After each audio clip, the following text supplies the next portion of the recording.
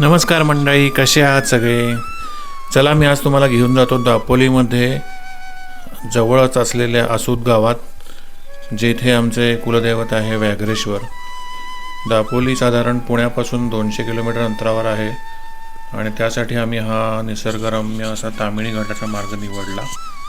खूपच प्रवास छान चालला आहे, रस्ते पण उत्तम आहेत. श्री व्याघ्रेश्वर मंदिर समुद्र किनाऱ्यापासून फक्त 2.5 किलोमीटर अंतरावर आहे. जुने आणि नवे भक्त निवास आपले स्वागत करण्यास सज्ज आहेत.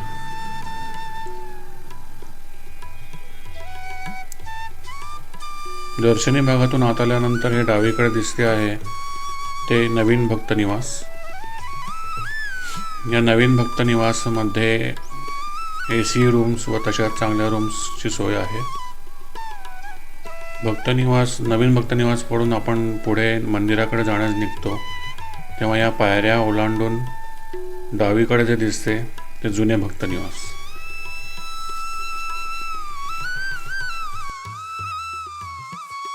जुन्या भक्त निवासाच्या बाजूने दगडी पायऱ्या उतरून खाली मंदिराकडे जाता येते.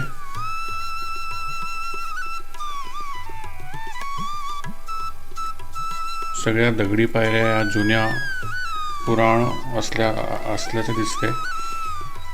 कोकणातली लाल माती सुद्धा आपल्याला इकडे सगळीकडे दिसते. दगडी पायऱ्या उतरून नदी ओलांडण्यासाठी पुढे गेल्यावरती एक लोखंडी पूल आहे, जो व्याघ्रेश्वर परिसरातील सदस्य दिवंगत श्री S.J. बापूसाहेब रानडे यांनी अभियंता म्हणून बांधला. या पुलाच्या आधी गावकऱ्यांना साकव नावाच्या नाजूक लाकडी पुलावरून किंवा पाण्यातून चालत नदी पार करावी लागत असे. आता खूप सोयीस्कर झाले आहे हा ओढा ओलांडून या पुलावरनं जाऊन मंदिरापाशी पोचून दर्शन घेणे.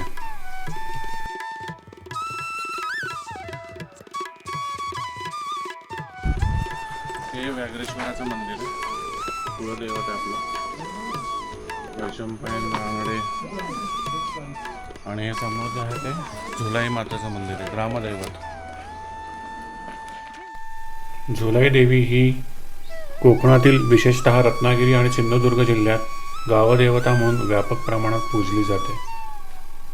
झुलाई देवी ही मुख्यतः रक्षण करणारी देवी आहे. ती धैर्याचं प्रतीक असून कोकणातील किनारी समाजासाठी सांस्कृतिक बंध दृढ करणारी शक्ती आहे. मंदिर अतिशय सुंदर आणि सुबक आहे.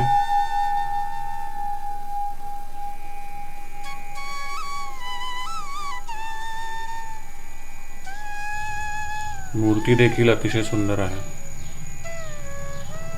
झुलाई देवीचे दर्शन घेऊन आम्ही पुढे व्याघ्रेश्वराकडे निघालो. दगडी कमानीमधून आतमध्ये गेल्यावर समोर दिसतो तो नवीन बांधलेला सभामंडप.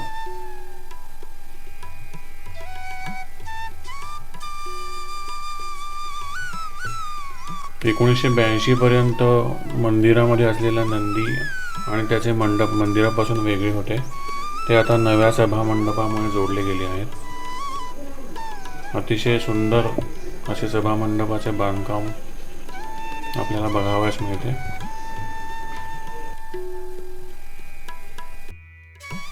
अनेक कुटुंबे जसे की रानडे, मनोहर, फाफे, कंद्रक, आखवे, वैशंपायन, सहस्त्रबुद्धे, धारप, विद्वांस, मराठे, केतकर आणि जोशी यांचा कुलस्वामी श्री व्याघ्रेश्वर असून त्यांचे मूळ गाव आसूद आहे. मंदिराच्या बाहेर आपल्याला गणपती आणि श्रीदत्त यांचे छोटे मंदिर बघावयास मिळते. मंदिराची रचना दगडी असून अप्सरा, गंधर्व, देवता आणि हत्ती यांची सुंदर कोरीवकामे आहेत. इतिहासकार दिवंगत श्री खरे यांच्या मते मंदिर सुमारे 1000 ते 1200 वर्षे जुनी आहे. सुरुवातीची दगडी कमान उतरल्यावर आपल्याला उजवीकडे आणि डावीकडे दगडी दीपस्तंभ दिसतात. दीपस्तंभ ही त्या काळातील मंदिराची वैशिष्ट्यपूर्ण रचना आहे.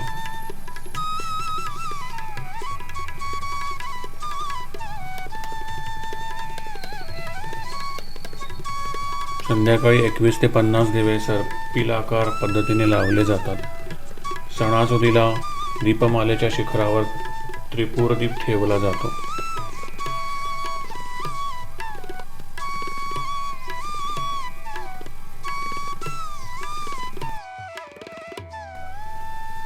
मंदिराच्या आजूबाजूला असे पुरातन दगडी शिल्प पाहावयास मिळते, जे आपल्याला सांगते की हे मंदिर किती जुनं आणि पुरातन असेल.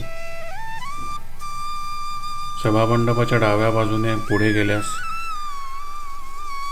डाव्या साईडला एक पाण्याची टाकी बांधली आहे आधुनिक. पाण्याची कमतरता भक्तांना जाणवू नये यासाठी. शरीरशुद्धी ही आत्मशुद्धीची पहिली पायरी आहे. मंदिरात पुष्करणी नावाची विहीर आहे. गर्भगृहात प्रवेश करण्यापूर्वी हातपाय धुण्यासाठी या विहिरीचे पाणी वापरले जाते.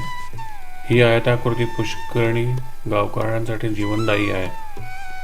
इतर पाण्याचे स्रोत आटल्यावर गावकरी याच विहिरीवर अवलंबून असतात. या पाण्याला गोड चव असून ते पवित्र मानले जाते.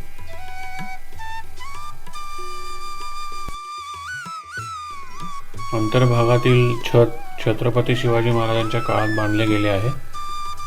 परकीयांच्या आक्रमणापासून मंदिराचे रक्षण करण्यासाठी हिंदूंनी कवले वापरून छप्पर बांधले. भार संतुलित करण्यासाठी लाकडी तुळ्या वापरल्या, ज्यात कुठेही खिळे किंवा बोल्ट नाही. गुंतागुंतीचे डिझाईन पाहणे डोळ्यांना आनंददायी ठरते. अंतर्भागातील लाकडी स्तंभांवर सुंदर कोरीवकाम आहे. हे सभागृह वास्तुकलेचे उत्कृष्ट असे उदाहरण आहे.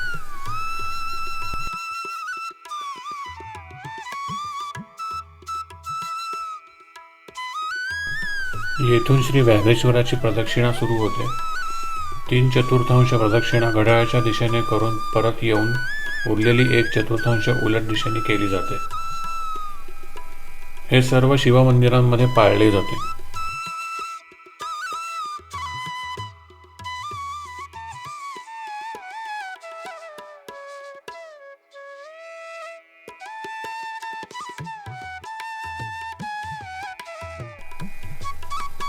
मंदिराच्या प्रत्येक ठिकाणी अशी उत्तम अशी कलाकृती कोरीवकाम आपल्याला बघावयास मिळते.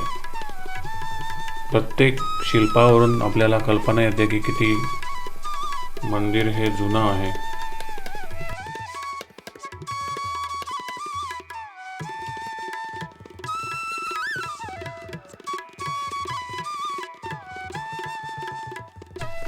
श्री व्याघ्रेश्वराचे स्तवन.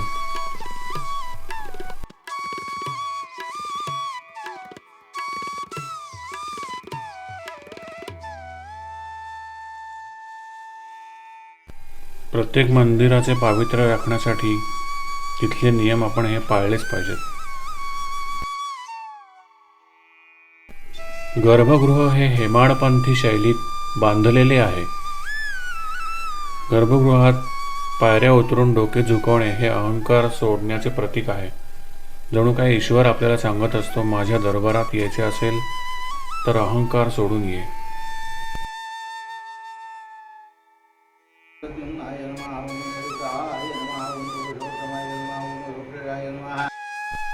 नंदी हा भगवान शंकरांचे वाहन आणि मंदिराचा रक्षक आहे. हा नंदी महाबळेश्वर मंदिरातील नंदीची प्रतिकृती आहे, फक्त आकाराने लहान. नंदीच्या मुखांमध्ये ऋषी अगस्त्य आहेत. एका कथेनुसार ऋषी अगस्त्यांनी रागाने समुद्र पिऊन टाकला, ज्यामुळे पृथ्वीवर हाहाकार माजला. भक्तांनी शंकराला प्रार्थना केली, तेव्हा भगवान शंकरांनी नंदीला ऋषीला पकडण्याचा आदेश दिला. त्यामुळे येथील नंदीच्या मुखामध्ये ऋषी अगस्त्य दिसतात. मूर्तीवरील नंदी, ऋषी आणि अलंकार यांचे प्रमाणबद्ध कोरीवकाम डोळ्यांना सुखावते. मंदिराच्या बाहेर डाव्या दीपस्तंभाजवळ आपल्याला ही वीरगळ दिसतात. वीरगळ हे पूर्वीच्या काळी जी युद्धामध्ये मरण पावत त्यांच्या स्मरणार्थ केलेले कोरीव काम त्याच्यावरती दिसून येते. मंदिराच्या उजव्या बाजूला कालभैरव आणि योगेश्वरी देवीचे पण छोटे मंदिर आहे.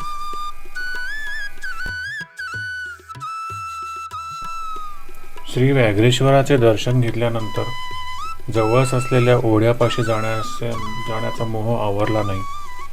त्यामुळे पायऱ्या उतरून ओढ्यापाशी गेलो. सुंदर स्वच्छ पाण्याचा झरा दिसतो आहे आपल्याला. इथे आल्यानंतर हे खूप छान आणि थंड वाटले.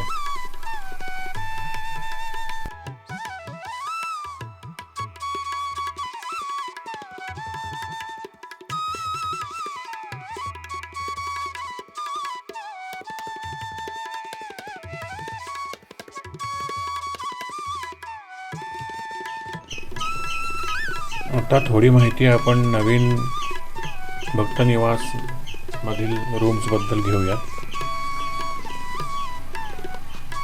आम्ही या रूम मध्ये मुक्काम केला होता. बाहेर एक छोटासा वरांडा आहे. स्वच्छता खूपच छान आहे.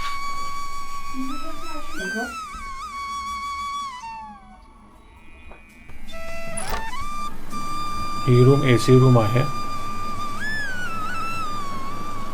रूम मध्ये पंखा आहे. एक डबल बेड आहे, एक सिंगल बेड आहे. 3 माणसे या रूम मध्ये मुक्काम करू शकतात. एअर कंडिशनर पण आहे.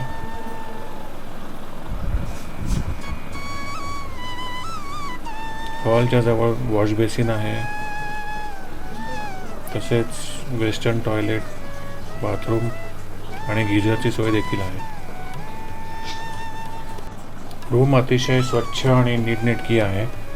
एक गोष्ट आवर्जून मला इथे नमूद करावीशी वाटेल की येथील जे कार्यवाहक आहेत किंवा केअरटेकर आहेत ते अतिशय कोऑपरेटिव्ह आणि काय लागेल ती मदत करणारे आहेत.